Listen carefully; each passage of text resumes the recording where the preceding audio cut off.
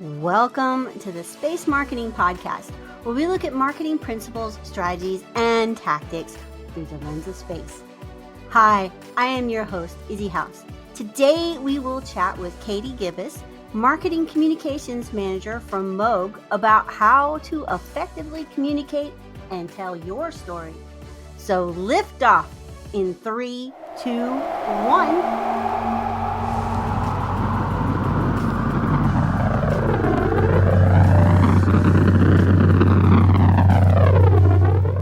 Welcome to the Space Marketing Podcast. Information relating to our discussion today and links to the video version can be found in the episode show notes on spacemarketingpodcast.com. Please like and subscribe to the podcast. It will help more people reach beyond the atmosphere. Information in this episode is for entertainment and information only. Please consult a professional for your specific situation. Your company's story is one of the most powerful assets you have, especially in a competitive world of space where innovation and impact matter. So, how can you craft a message that resonates? How can you captivate your audience and stand out from the noise? Today, we'll explore how important it is to master the art of speaking so that you can amplify your company's voice and effectively tell your company's story in a way that resonates. 2 weeks ago, I had the absolute pleasure of sitting on a panel with our next guest at the Small Satellite Conference. Our session was Communicating the Value of Space. Communicating is the key word for today. Our guest, Katie Gibas, Marketing Communications Manager for Moog, is also the winner of the Edward R. Murrow Multimedia Storyteller Award. She is a writer and she got her speaking chops right in front of the camera as a news correspondent. So welcome to the podcast. Thank you. Thanks for having me, Izzy. I'm really excited to be here. So let's start off with what do you do? What's your day like? What's your job entail? One of the things I like best about my job is that every day can kind of be different.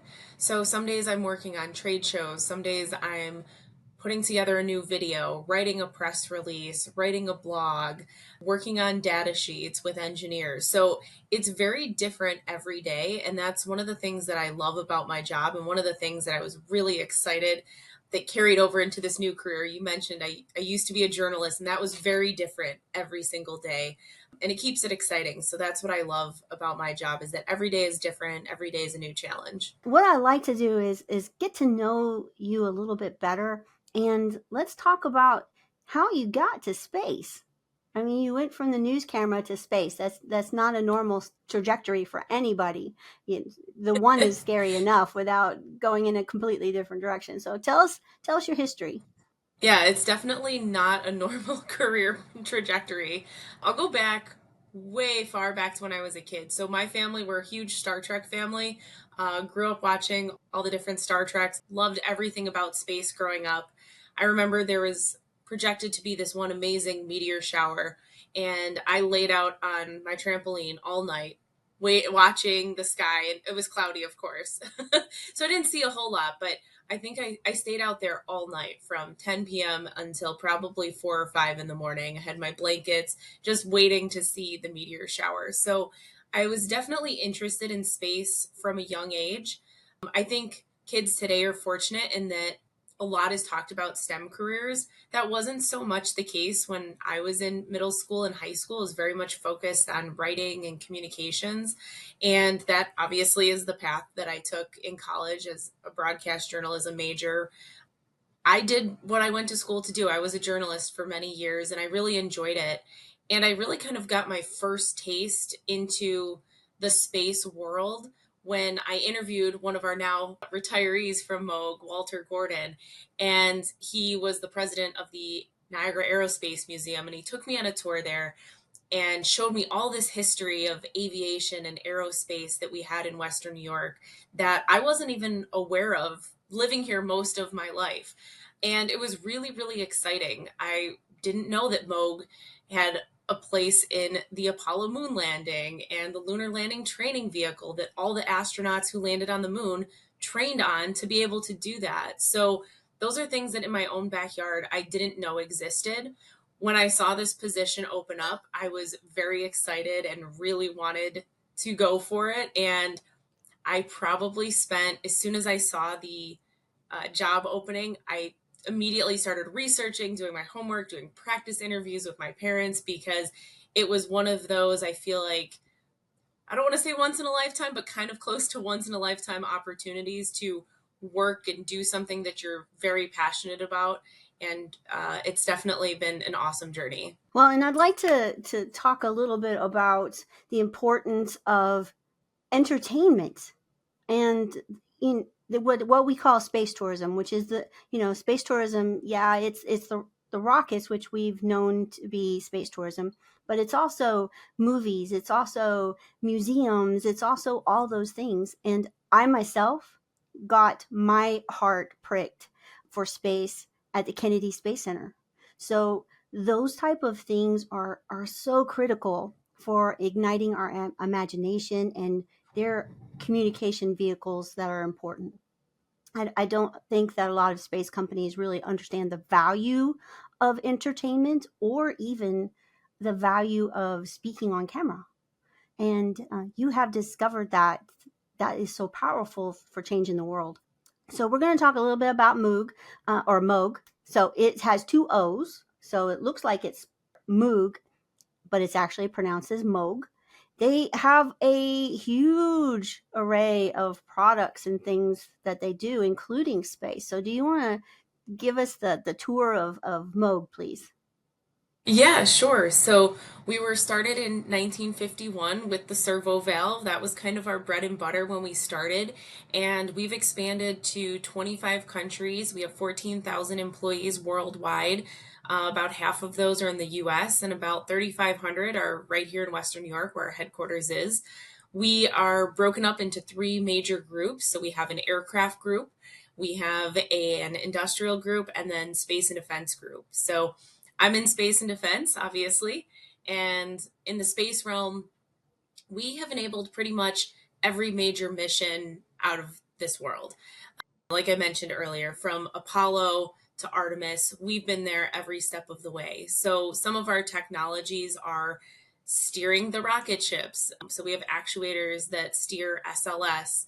We have propulsion equipment that steered the Perseverance spacecraft to get it to Mars and help survive the 7 minutes of terror. So we have so many different technologies across our portfolio that have enabled really cool missions, and not just exploration missions. Those are fun and exciting to talk about. There's this anti-space sentiment, so I want to make sure that I'm also sharing. We do a lot of Earth observation missions with our primes. So really important things like predicting weather and predicting changing patterns that really do affect life on Earth. So our technologies have enabled pretty much any type of mission that you could imagine. Earthly or out of the orbit. Exactly. And I'd like to touch a little bit. Our particular session was on this subject and this anti-space sentiment. In the 1960s, we could not see a hurricane coming. That's when the weather satellites first entered into our atmosphere. So before that, we had outposts on islands that would look out for that to see if it was coming, and thousands of people died because if an outpost didn't see a hurricane, it could be a bright and beautiful day and bam, you get hit by a hurricane that night and thousands would die. Gallatin had one of the worst casualty rates from one of those hurricanes. We have been able to save lives by being able to see tornadoes coming, by being able to see hurricanes coming, storms coming, snow coming, and that's all by satellite. So you cannot take care of the earth without tripping over space very early on in your journey. And space is how we see the damage for our climate, is how we see the holes in the ozone that we were able to fix through legislation. If we hadn't been able to see them, who knows how big they would be at this point. that was what our particular panel was on. I want to talk a little bit about one of your favorite marketing strategies, or one of the things you're gifted at, and that is standing in front of the camera. Most people, even the marketers, they're terrified of that particular thing. And me, myself, I had to get over it really early on. I'm like, well, you have to be able to do this, and you have to be able to tell your story. So let's talk about how hard it was for you to initially get in front of the camera, and maybe some tips on how to get in front of the camera and why it's important to get in front of the camera. Yeah, when I was growing up, getting in front of the camera was not difficult at all. But when it became a, profession, it did get a little bit more difficult. And I was very self-conscious about everything. I grew up looking like little orphan Annie, really curly, poofy hair sticking straight out. So not typically what you would think of on camera. When I went to school, that was all stuff that they worked with you on, that on camera presence, your voice. I was very self conscious of all of that when I started. Eventually, I stopped caring. And that's when I feel like I was really able to show my personality, because I wasn't so worried about sounding authoritative or sounding a certain way or looking a certain way, because I wanted to represent people out there who look like me, who don't think that being on TV is something that they could do. It's really interesting, because I think that translates a lot into what I currently do, because not everyone is comfortable being on camera, and that's part of my job, is making them comfortable, helping them, in a really uncomfortable position, feel like they can tell that story, because these people are so excited. The people I work with are so excited about what they're doing and the missions that they're enabling. So being able to be on camera and tell that story is really powerful. And so, we'll do some pre-interviews with people. I'll talk to them over Teams, I'll talk to them in person. And when we start that on camera interview, I try to be really casual. Tell me a little bit about what you do, how you ended up here, and try to relax them a little bit and then get into the meat of it. And I'll usually ask a question 3 or 4 different ways to see how they answer in different ways, which sometimes can help relax them, because they will think about it and they'll say, oh, I don't really like how I said that, but let me come back to it. So I think that's a really big piece, is just getting people comfortable. I also like trying to hide the camera whenever I can. So, if I have a photographer with me, which in this world I usually do, which is very nice, in a very different scenario from news where it was all just me, I try to have the photographer stand a little bit further away, so that it really feels like more of an intimate conversation with me and the person I'm interviewing. So they're a little bit more at ease. I usually have a chair that the camera's over my shoulder, so that they're looking at me versus the camera, but it still looks like they're looking at the camera. And if that's the angle that we're going for, and that way we're having the conversation and it's human. So I'm not standing over there and Right. just kind of, directing. I'm being the human you're talking to, because Right. that enthusiasm that they have, that passion, it doesn't matter. Well, I mean, it does matter a little bit, but if it's not perfect, that adds to the humanness of it.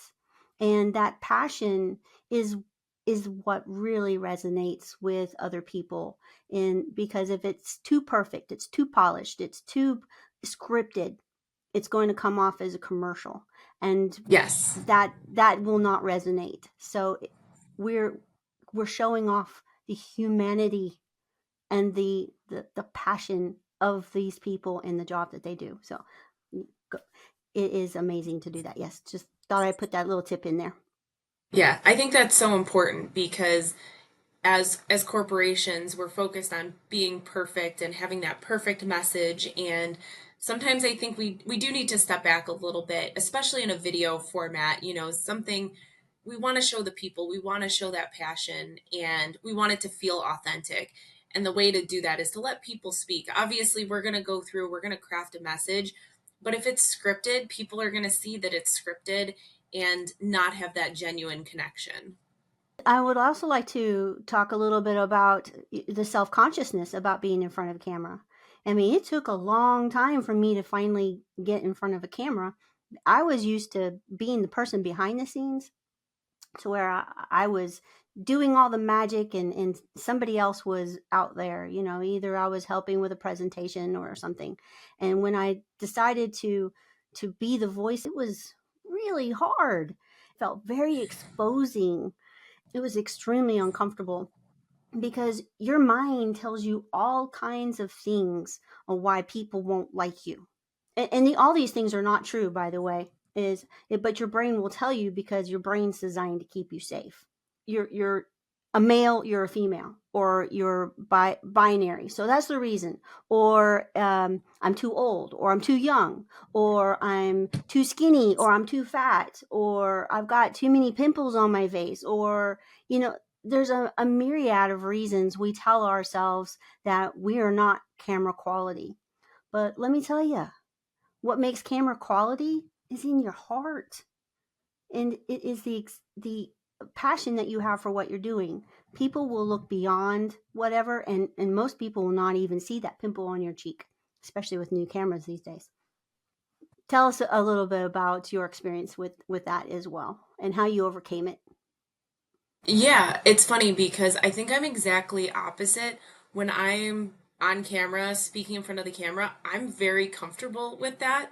But when I'm on the other side being interviewed, I'm not comfortable. So I try to think about that when I am helping people with videos and putting some of our experts on camera. And a lot of these folks have done, major presentations in front of hundreds of people, and they're comfortable doing that because that's in their wheelhouse. Believe it or not, I actually really don't like public speaking. Going in front of a crowd is very nerve-wracking for me, so I really have to calm myself and prepare for that, whereas just standing in front of the camera feels natural. But I also did it for a dozen years. A lot of it is, again, putting people at ease and reminding them that they're the experts. But also, I always tell people, pretend like you're talking to me like I'm your grandma, or like I'm your, 6-year-old niece or nephew. Tell me that story like you would come home and tell somebody who has no idea about any of the technical pieces. And I think that's one of the most important storytelling elements, is that we often just get so wrapped up in the technical pieces, because what we do is highly technical. It's very cool, but we need to be able to share that and speak the same language. And that is one of the challenges that I think marketers, especially space marketers, have, is we don't speak the same language as our engineers. So not only are we storytelling, but we're also kind of translating as well from that engineer technical language into something that we can share with a broader audience and different types of audiences, right? We're not doing one message and hoping that reaches everybody. If I'm at a very technical conference like the Space Propulsion Conference, that messaging is going to be very different than at Space Symposium, or if I'm talking to college students or middle school students or high school students. So we have to recognize the different audiences and be able to tailor that message too. Which I will segue into one of my favorite stories that you tell about the pool noodles. So you definitely. Yeah. So I teach swimming. I've taught swimming for about 20 years, and it's something that I feel like is very impactful. We spend a lot of time in the pool. Kids get tired. We're doing a lot of laps. So sometimes when we're doing laps, I have this pool noodle that it's like a triangle, just like this, has a little net in the middle, and I call it my rocket ship. So I pretend that we're going to space. So I say, all right, let's get our rocket ship. Let's go to space. Where are we going to go today? Are we going to go to the moon? Do you know when you're 10 years old, there's going to be a woman on the moon and people are going to land on the moon? So I try to tell them these stories of things that are coming up to get them excited about it, because they have no idea. They do get excited and we have a lot of fun. And, for some of the older kids, when we're doing things like this, I'll tell them a little bit more about what we're doing. Hey, are we going to Mars today? Where I work, they make stuff that goes to Mars. So it's really exciting. And I think it gets kids exposed to space, all the different opportunities in space outside of the school setting, that seeing that real people are doing things that affect not just this planet, but the entire solar system. Hold on to your boosters, We will be right back with guest Katie Gibas, Marketing Communications Manager for Moog, after the briefest message from our sponsors. Please like and subscribe to the Space Marketing Podcast so you don't miss a thing.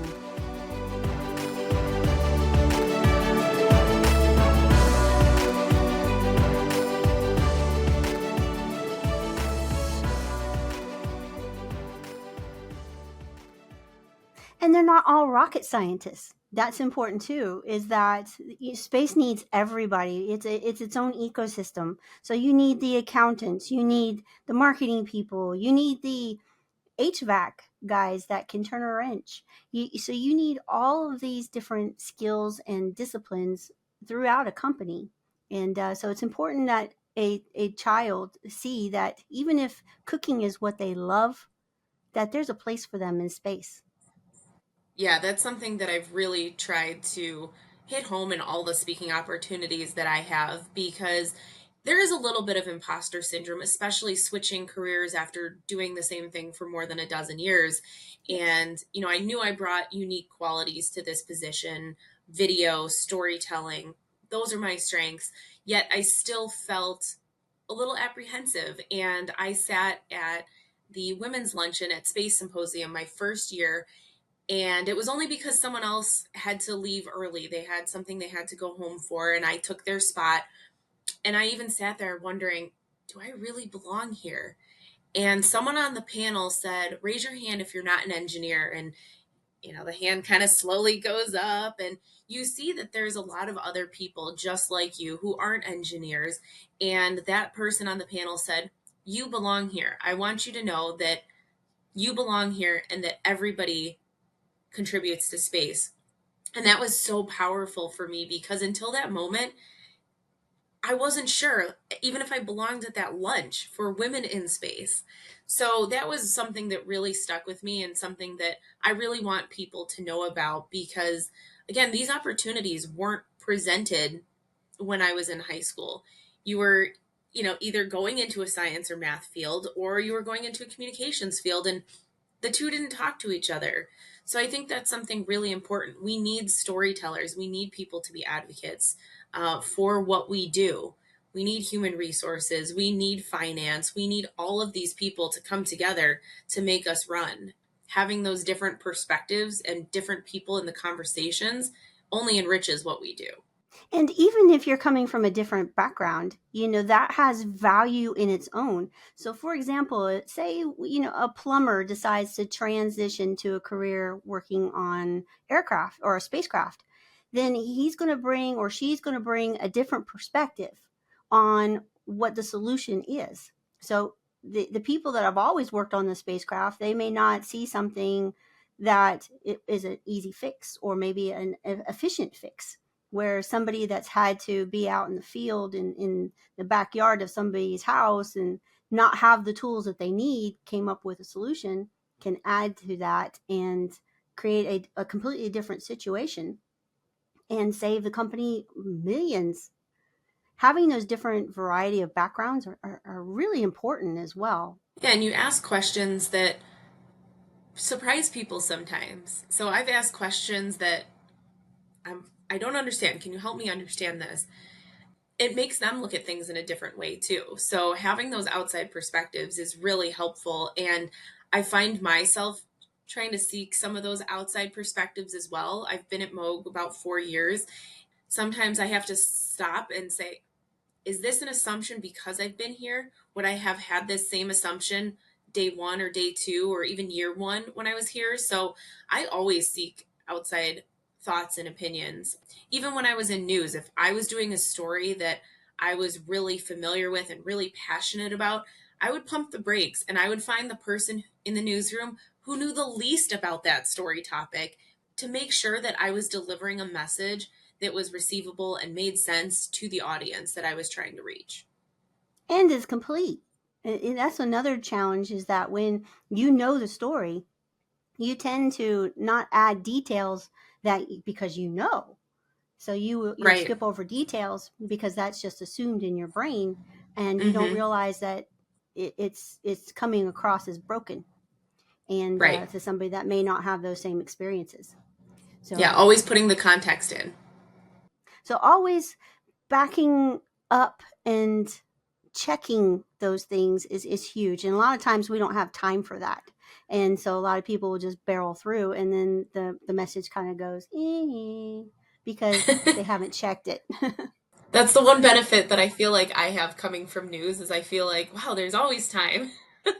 Well, you're not meeting a 6 o'clock evening news deadline or an 11 o'clock deadline. So it may not seem like it, but the time that we do have to put into these things is so nice. You can really put quality stuff out there because you don't have to turn it around in 2 hours. I love some of the initiatives that you have going on right now. You have a whole series of stories about Moog. Do you want to talk about some crafting of these videos that you've done to tell the story of Moog?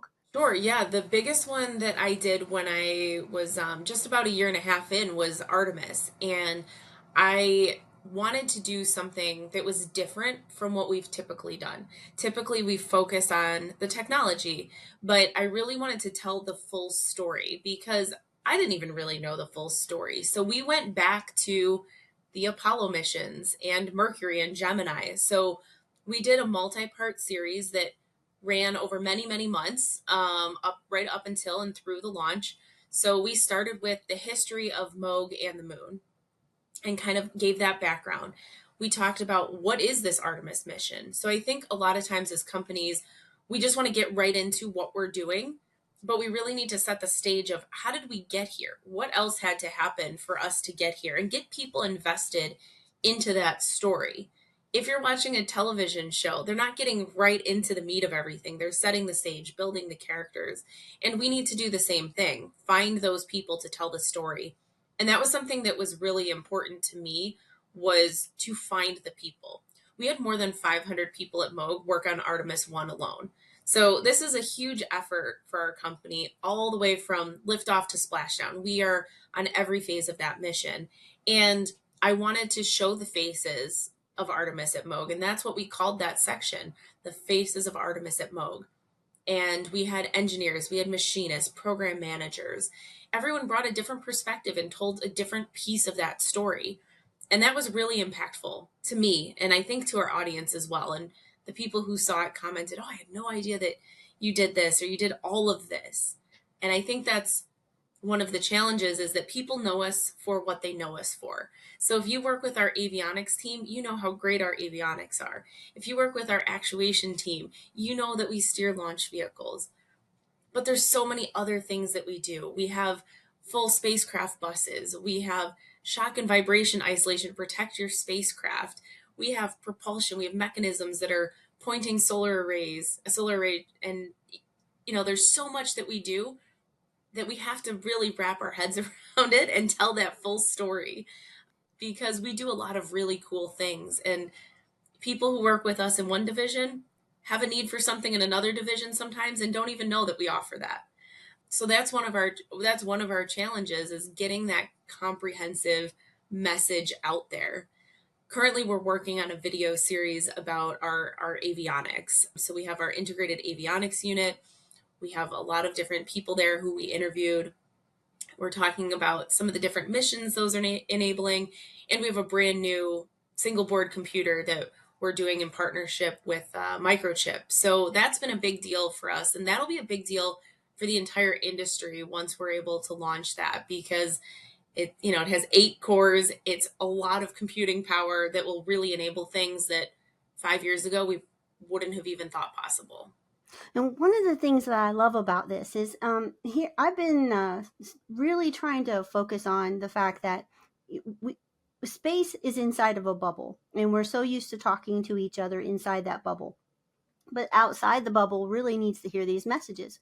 But the challenge is, if you're a company that gets marketing and actually has a marketing person on staff, you're probably going to focus that person on getting sales, and just talking to the people that you think are your customers. And you're not going to really reach outside that bubble to impact that person that may not have a direct relation to what your company is doing. But this video series that you have, it brings those people outside the bubble in, that 14-year-old that's like, okay, what is this thing, avionics? And I want to look at, oh, it's in space. It's more than just for your customers. And that's the part I love about what you do. It's a story that resonates to the customers, but it also has that little bit that goes outside the bubble. And if you were to create a trifold brochure and have bullet point lists of all the different services that you offer, people would forget it. And by making it into a story that people can consume, now it means more and there's more understanding, and it doesn't end up on the floor of your car. Right. And we all have unique networks, right? Like my network is very different than one of our business development people's networks, which is very different than one of our engineers' networks. So we all have our own unique networks. And I think one of the benefits I have from having been in news for so long is that my network is very diverse. You know, you have teachers, you have politicians, you have all sorts of different types of people who follow what I'm doing. And not to make it sound about like, it's not about me, but there's all these different people who I can reach with that message. And when I've put out these stories, I've had people reach out to me. I have a friend who's a teacher, and she said, "Hey, can we arrange a visit for our summer camp?" I have another one who says, "Hey, do you have someone who can come speak at our career fair or come talk to our middle school students?" So I think that's really, really important. I think people see social media and they're like, I don't know if I need to do that. Why should I be doing that? And I try to remind them that you have a really powerful network. Each one of us has a very different, very powerful network, and you have no idea who that's going to reach and how it's going to affect that person. That teacher who asked if we could do a tour, we were able to bring her middle school class in for a tour. They built little Mars rovers out of graham crackers and licorice and marshmallows. And we tie it to some STEM activity, which is a lot of fun. So they're, building things that we have enabled, these cool missions they're building out of food. And something like that really sticks with you. I think we can all probably look back on a favorite field trip or something that was really impactful that we did in school, and it has affected our lives. And so to be able to have that message and kind of bring more people into that, I think is really important. And I would like to point out that you building those little rovers out of the licorice and graham crackers, those children are building a story. That's a story in itself. And so they're learning about physics. They're learning in a very rudimentary way how things work and the story of it. Right. What are some of the challenges that you have encountered with working within the space industry as a marketer person? I think one of the challenges for Moog, obviously, we're not a prime, so that's a challenge because we're supplying components, systems, even a full spacecraft bus, but we're still not the prime. Our hands are sometimes tied, a lot of times tied with what we can say or how we can say it. And I think that's something as an industry that we should really look at. We want to be able to tell that story and reach more people. So that's one of the challenges. And, we don't have the full mission. So we're just a small piece in that. And I think a lot of companies are in the same boat. Are in the same spacecraft, if you want. We have a small piece of that mission, and we really can't talk about it. So I think that's something that as an industry, I would love to see us come together on and be able to tell those stories. So we have some really great partnerships with some of our customers, and they're very open to us telling our story, which is really wonderful. I love seeing our customers who do that and engage with us and let us tell our story because it's important, especially here in Western New York. For us to tell that story locally and for people locally to know what we're doing when we're not in a typical aerospace community, I think is so important to get people to, one, be interested in these fields, and two, to stay in the area and want to work for places like Moog. I want to go deeper into one of the things that you said, and this is a big problem with a lot of the companies, that they do have technology that they can't talk about. So they like eliminate marketing altogether and think that it's not important because they can't talk about it anyway. I would like to go to the Apollo program. The Apollo program, we were racing to the moon and to see who would get there first. The technology we were developing, we did not want to get into the Russians' hands because those were our competitors. But that did not stop us from doing education. And so there are parts of, education or storytelling that you can tell about the industry as a whole, about maybe kind of what you do and why you do it, but you don't have to get into the specifics that are the secrets. So it is so important to still tell your story, even if you can't tell the entire story. It's, in fact, if we had not told that story during the Apollo program, it would have never happened because NASA went out and educated, which education is my favorite form of marketing, by the way. And so I think everybody should be doing it. But they were able to go out into the communities and talk to kids, talk to their parents, talk to the elected officials, and they put their hands on what a rocket was, and they were taught what a rocket was, how a rocket worked, and what was expected. It took fire. Because of that education, the national budget for space grew to 4% or 4% and some change. It was the largest ever allocation. So we've gotten away from that, and now the budgets are being cut. Moog telling a story, Company A over here telling a story, Company B over here telling a story. We all have to tell the story so that space is funded, that it's important. That message continues to get to the ears of the people that need to hear it. So it's not just your customers. Please go outside that bubble. Let's talk about how you deal with some of that information that you cannot talk about. But does that mean you still don't do the message? Right. Yeah. And I think it's that holistic message too. It's not just that one piece, it's multiple things. So, yeah, we can talk about a lot of cool things that we're doing, but there is a lot that we can't talk about. So when we have a story that we can talk about, we try to really elevate that. Like something like Artemis, I think a lot of people can get behind and get excited about. And then kind of those follow-on stories. We're on all of the GOES satellites. So that's a really important Earth observation mission, tracking weather patterns. And so we're on all of those. And it may not be as flashy as landing someone on the moon, but it's something that's so important. And, maybe we can't say what specifically we do on a satellite, but those missions that we can talk about are really important to share that story. Also, sometimes we don't even know some of the missions that we're on because they're national security missions. Some of our customers who are launching those missions will just say, we've launched this national security mission. We're excited about that. And sometimes that we can share that as well. But yeah, it's hard when you can't talk about it.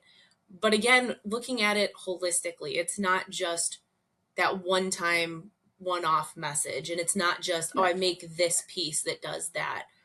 Going back to that education, a story that we're working on right now is the American Rocketry Challenge. We have so many people at Moog who volunteer for the American Rocketry Challenge and have been responsible for creating the program, the extracurricular program in dozens of area schools. So it's really wonderful to see that community outreach doing something that we do every day, building those, building pieces that go on rockets and spacecraft. So a lot of our engineers and analysts and folks like that participated in the American Rocketry Challenge as a middle schooler, high schooler. Now they're part of the group working at Moog that's giving back and helping mentor the next generation of students. So things like that are really exciting. You remember those stories. And going back to talking about the Apollo missions in the 60s, I think that was something that stuck with people for a long time because of that messaging. I mean, I built and launched model rockets with my dad, who remembers watching the moon landing on television. So I think it's on all of us to tell that story. And even if we can't tell all the stories, we can tell a lot of stories that get people really excited. And I really want to touch on the volunteer aspect of what you just said. There is a lot of value with giving your employees the space, the training to be able to go out and volunteer. It does a few things. One, when you encourage volunteering for your employees, it creates a diversity of experience for that employee, number one. Number two, when you're going out and they're doing stuff for the community, they're really proud of the message that they're able to bring with them, the fact that they're Moog employees or whoever employees, and that their company, they show that pride to the community that they're volunteering for. I was a volunteer for Civil Air Patrol. I like to volunteer. I think it's a wonderful way to do things. One of the things that I notice is that you impact people, and there are some companies out there that are very competitive about using volunteering as a marketing strategy. Microsoft did it the best way that I saw. So I had this one gentleman that I volunteered with that he worked for Microsoft, and Microsoft would take whatever hours he volunteered and would donate his time in money, in dollars, to that organization. And they gave him time, which is critical to go do that. So, he didn't have to take his own personal time. They took care of him. They gave him time off to be able to go do events or speak. And what you get back as an employee is you have an engineer that knows how to get in front of people and tell the story. You get a person that may not have realized the impact that the company does, and they got a little bit more educated. So, there's so many values that come back to your company if you allow that to happen, as well as getting the message out to outside the bubble. Yeah, I agree. You get to see different people. People see that you're active in your community. I think that's so important. Moog does offer time to go volunteer, which is amazing. It's just fantastic that we have that as one of our benefits. We've done a lot of different things in the community. So, you know, we've walked in parades while not volunteering, but we've walked in, our employee resource groups have walked in different parades. We've helped paint at the Buffalo and Erie County Military and Naval Park. I was really excited to organize the marketing team to go to the nonprofit where I'm the board chair. So we were building beds for kids in need. We have a partnership with Habitat for Humanity. We do a lot with Feed More Western New York. So we have so many different volunteer opportunities that Moog people are really excited and passionate to be doing. And it shows that we care about our communities. We care about the places where we live. So I do think that's really important. And the more conversations you have with more and different types of people, the more that message gets out there. And I think the more you can get people excited about it. It's easy to say space is a waste of time and money when you don't know what's really being done in space and you don't know people who are working on these projects that affect our everyday lives and you don't even realize it. Yeah, and having a program like this, it makes that company human. And the most human company wins nowadays because we have so much that is not human. And so having that human touch, it's really easy to sit there and be dismissive of space if you don't know anybody in space. But if your neighbor works in space, you're going to be less dismissive because that's his job, and I care about Joe or I care about Jane, and then they're able to. It just makes your company human. Right. So, alrighty. So, last question. Are there Well, second last question. What do you see happening in the industry in the next 10 to 20 years, and with your view of Moog? Yeah, I see it going in a very positive direction. At least I hope there's more excitement about space. I think Artemis will definitely go a long way in helping people get excited about space again. I just hope that some of this anti-space sentiment that we've seen doesn't derail things and doesn't change that public perception of why space is important. So I think, it's on us to continue telling those stories about why what we do every day is so important, because it would be a shame if we decided to stop investing in what we do in space. There's so many inventions that have come out that support things on Earth that people don't realize were really started because of space. Things like cell phone cameras to the way baby formula is made to all of these different things that affect your life every day that you had no idea about. So I would hate to see a slowing of the industry. So I think it is on all of us in the space industry to keep telling that story about why what we do is so important so we can keep that support for what we do. Awesome. Awesome. Do you have any final thoughts or challenges that you want to give the audience today?